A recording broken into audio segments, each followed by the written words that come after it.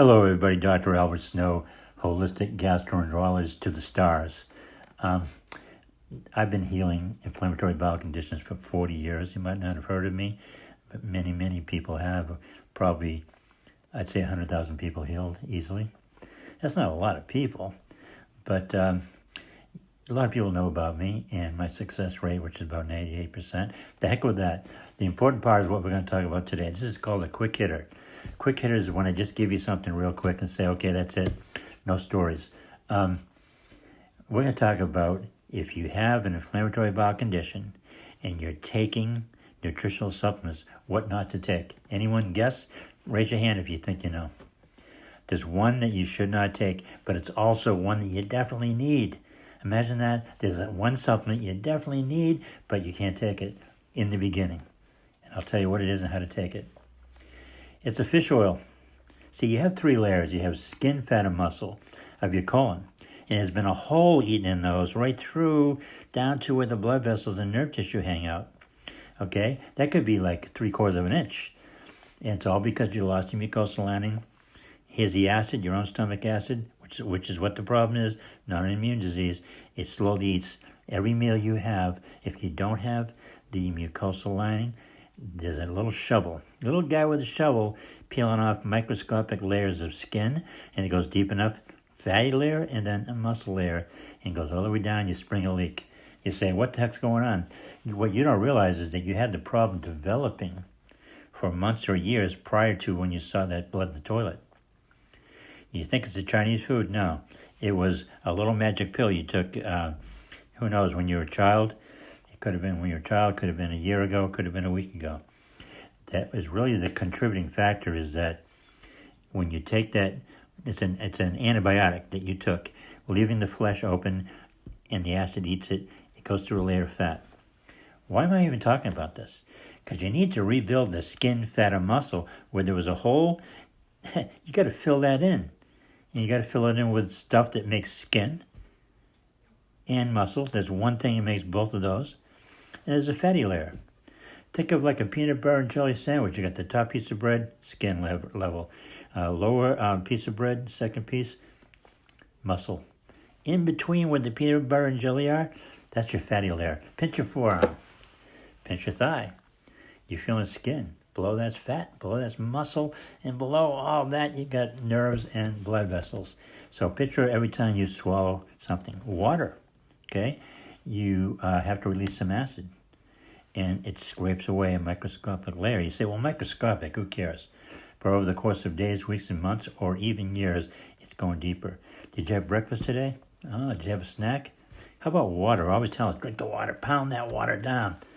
Well, if you don't have enough mucosal lining, and you're pounding the water, think about how many times a day you're putting out another little amount of acid, not a lot for water, but still acid, scrapes away another layer.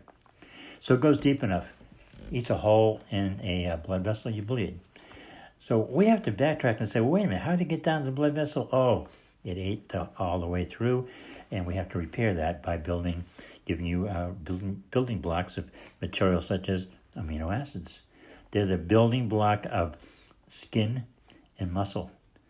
It's like brick and mortar, saying, you know what? We don't need the marshmallows. We don't need the bananas. We need some brick and mortar to build this brick wall, okay? To build the fatty layer of your gut, you need fatty acids. And what's a really good source? It's fish oil capsules, omega-3. I don't care if they call them EPA. I don't go for all that garbage. Cod liver oil, and you're not going to get enough by just eating fish. But you're going to have in capsules. But here's the problem. In the beginning, we can't take those because you have a leak. And if we take the fish oil capsules, they're blood thinners. They thin the blood. Hallelujah, a guy like me, I'm an old guy. Let's thin my blood, get rid of the cholesterol.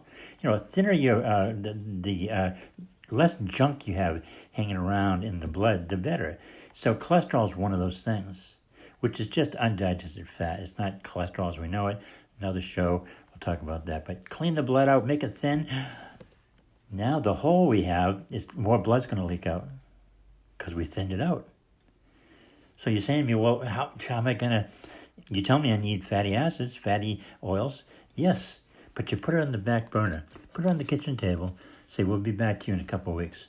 We're going to take the other stuff, the amino acids. We're going to build up the skin in the muscle.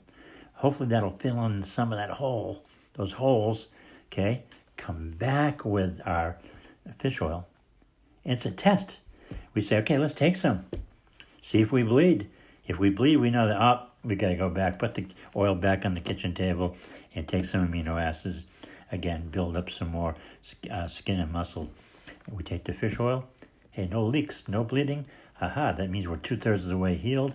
Take our fish oil capsules, build up that layer. It's a thin layer. If you look at meat at the grocery store, you see the thin layers of white. That's what you have. You have that. You're the same as that cow. You're a mammal. You have those fatty layers. In the colon, you need skin, then fat, then muscle. Otherwise, you have a weak bowel. So say we start to put you back together again, and we just give you stuff that builds the skin and the muscle layer. You're missing the fatty layer. That fatty layer gives stability to the intestinal wall. And so you say, well, I'm pretty cool. I know what I'm doing. I don't need Dr. Snow telling me what to do. I get it. Sure. So you don't take the fish oil capsules, and then your colon starts to prolapse later because you didn't build a structure. It's like a builder saying, well, we don't need that. We're not going to put some 2x4s there, save some money. And then a few years later, it caves in. You can tell I know a lot about construction, right? So I know construction of the bowel. You got to have 3 layers, skin, fat, and muscle, and 2 things are built by one thing, amino acids. The skin and the muscle. The fat needs fatty acids, but you can't take it until you get some of the holes plugged up. So it sounds funny. The thing you need, you can't take right away. That's why they'll tell you, one of the few things that they know about nutritionally, they'll say, don't use the herbs and the fish oils and things like that before surgery or for a certain number of days afterwards, because there are things in nature that are blood thinners. I forget what some of the other herbs are, but they kind of put a blanket thing over it. No natural stuff. Okay, so this is my quick hitter.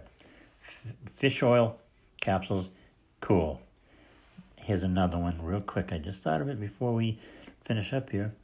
Turmeric. Wonderful herb. They get themselves advertised all over the internet. They're over-emphasizing how good they are. Turmeric is not a real good anti-inflammatory. Only for real minor stuff. So they get themselves promoting it. Turmeric. It's bullshit. But a lot of you are taking it because you go online and say, oh, turmeric sounds good. Yeah, there's just their sales force pumping that up. But you don't want to take that because it's a blood thinner. The same as the fish oil.